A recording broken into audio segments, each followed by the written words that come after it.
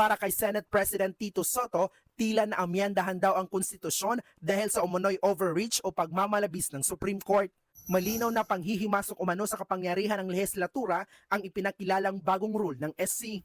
Ang tawag tuloy ni SP Soto sa impeachment, isa ng impossible dream. Tutang inang tutang to. Ano inaarte mo? Korte Suprema ang nagdesisyon.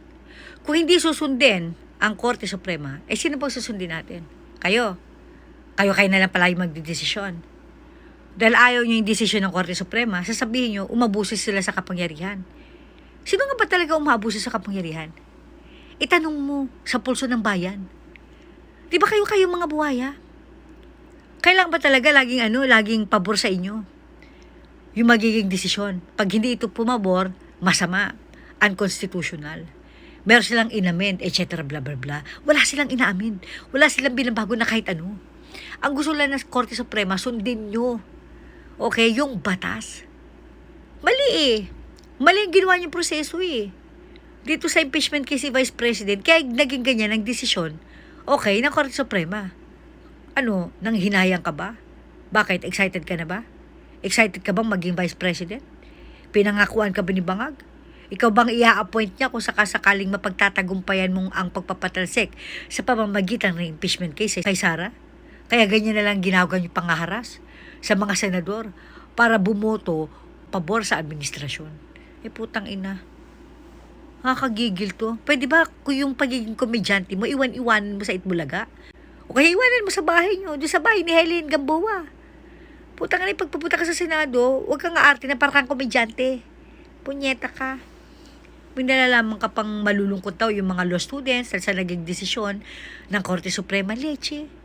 Mas malulungkot yung mga yan sa ginagawa mong hindi pagsunod o pagkontra sa naging desisyon ng Korte Suprema. Putang inang yan. Naalala niyo ba si Diwata Torre? Halos kalad ka rin niya. Okay, papuntang eroplano si PRD. Walang habas na sinuway niya ang batas. Para saan? Sa pangako ni Bangag na magiging Chief PNP siya kung magagawa niya ito. Nangyari naman. Pagkatapos madala sa dahig si PRD, biglang naging PNP chief itong si Diwata Torre. At ang nakakatawa dito, after almost 3 months, biglang naging general manager ka ng MMDA.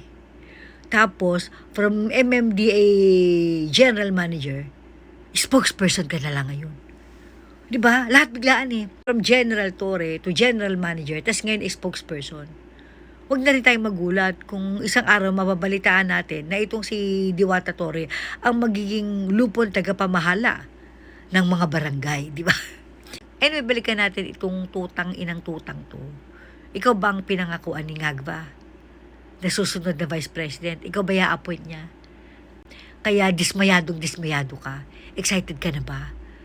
Putang na, tandaan mo ha, Tuta Soto, may karma. May karma.